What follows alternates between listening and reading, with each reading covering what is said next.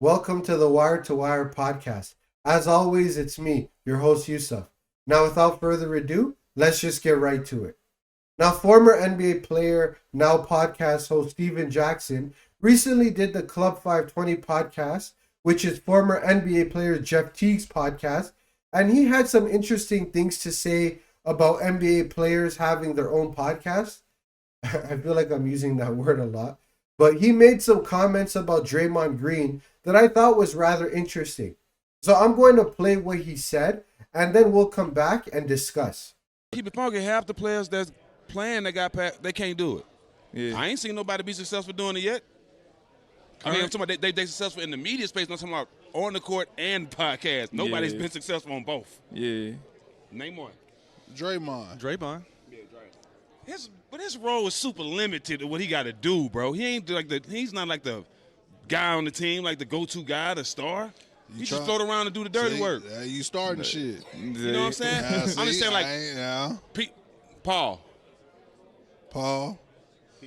PG. He got a great podcast. He had to put it down for a Last minute, couple though. of years, he had to put the podcast down. I think that's really because of his injuries, bro.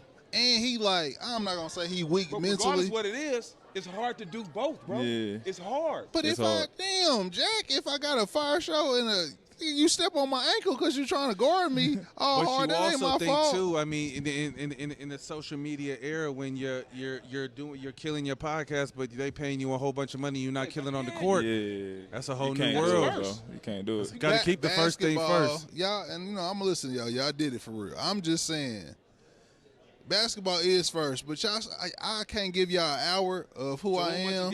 Much required. If you're going to have this podcast, your ass better be performing on that court. Yeah. Point blank. I That's would, how everybody agree going to with look that. at it. Nah, I agree with especially if I was in Minnesota. So you guys heard what he had to say. Now, I actually agree with him on his assessment when it comes to Draymond Green. Now, he's a good basketball player. However, we have to look at it truthfully. He has been able to thrive because he is involved in a system that utilizes him effectively. Now, the Golden State Warriors found a way to utilize his skill set in a way that makes him look better than he actually is. Now, Draymond Green is someone who is not known to be a great or even good, maybe not even average, three-point shooter. But in the flow and rhythm of the game, he can probably make them. It's the same thing with a mid-range jumper. He's not great, he's not good, or not even average. But in the flow of the game, he could probably hit some mid-range jumpers. And he's a good rebounder, and he plays with enough physicality that he's going to get them. And on a really great night, on occasion, he may be able to get a triple-double on the lower end, like a 10 points, 10 rebounds, 10 assists type of game. But he's not the kind of guy that's going to go out there and average a triple-double, and he's also not going to put up monster numbers like a Kevin Love back in his Minnesota Timberwolves days. So while he has a good skill set and he's a good fit for the system that he's in, I don't think that means he's an all-time great player because of that. Now, I will give him credit that he has allowed himself to be utilized effectively by Steve Kerr in that Warriors offense. And he has a level of self-awareness that he didn't let the success that he experienced while being a member of the Warriors cloud his judgment and make him think that he is better than what he actually is. He's never looked at all of the success that he's had with Golden State and then thought to himself, okay, I'm a franchise player.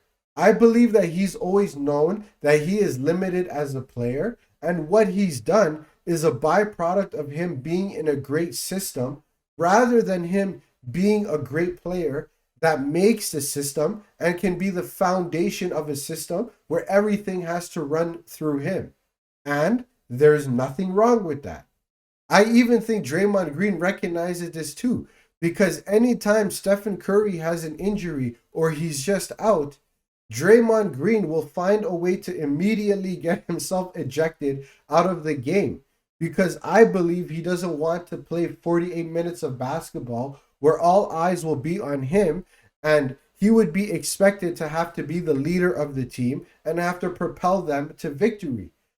By him stepping into that position and having to do that would only magnify and expose his flaws.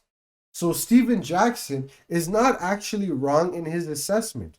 Now, Draymond Green will go to the Hall of Fame because it is the Basketball Hall of Fame. And of course, he's had a great basketball career.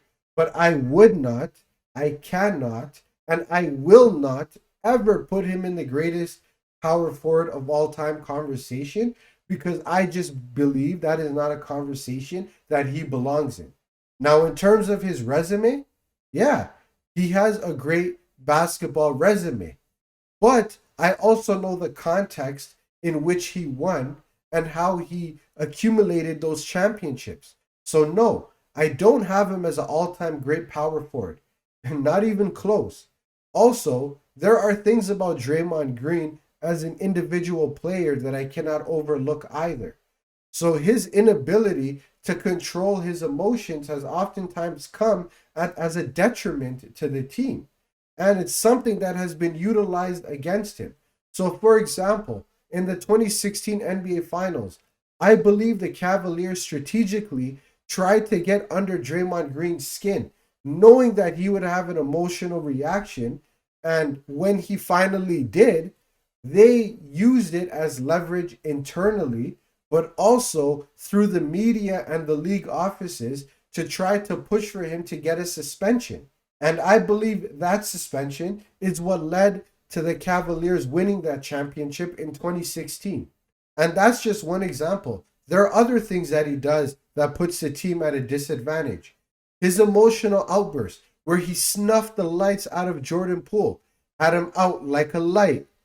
Like a light. Jordan Poole was a young talent and a prospect that possibly could have been a great help to a guy like Stephen Curry.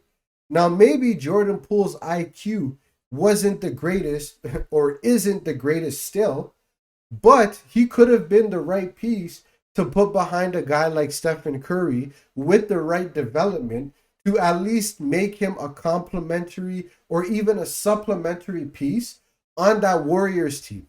Also, let's not forget, his emotional outburst is what drove Kevin Durant out of Golden State. Kevin Durant is also another emotional weirdo, and I believe that he's a follower. And I think if the Warriors try to create at least enough of a peaceful environment around him, then I think he would have at least continued to be a member of that team. And he could have rode that bandwagon to more championships, or at least ride the bandwagon to compete for more championships. And Draymond Green calling him the B word is what sealed the deal for Kevin Durant. Now look, sometimes you gotta call a spade a spade. He wasn't wrong for saying that because, let's be real here, Kevin Durant does move like that at times, right? If we're being honest. But that's probably not something that Kevin Durant wants to hear from his teammate. No matter how true it may be, you definitely don't want to hear your teammate saying something like that. But these are just examples to illustrate what I'm talking about. But back to the main point, Steven Jackson was right on the money with his assessment of Draymond Green. But actually, no, before I get off, let me say this, because I got to say this. Basketball players having a podcast has actually done more harm to the game than good. Not only does it take away the focus that is necessary to be a great basketball player, because you do need to be focused to become great. You need to have tunnel vision. You need to have intense focus. And also to become a good podcaster, that also is a skill set in and of itself.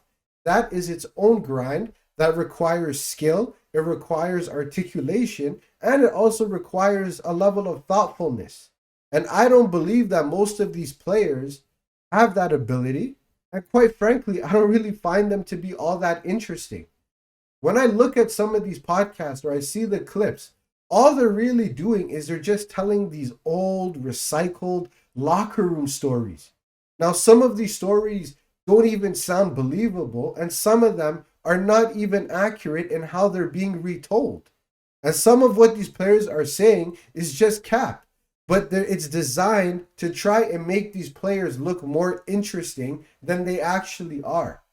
And I just personally don't find them to be all that interesting, and I don't really find them to be all that insightful when I listen to some of them. And the crazy thing is they have all of these podcasts, but we're not getting this outstanding analysis or these in-depth look at the games or even getting a preview into the psyche of an athlete. All we're getting is the same old tired locker room stories, or them pushing an agenda, or them rewriting their own history to make themselves seem like they were better than what they actually were. They don't provide a lot of insight into the game. And the interesting stuff that the audience would actually want to hear about, they won't discuss because it's not politically correct to do so. And who knows?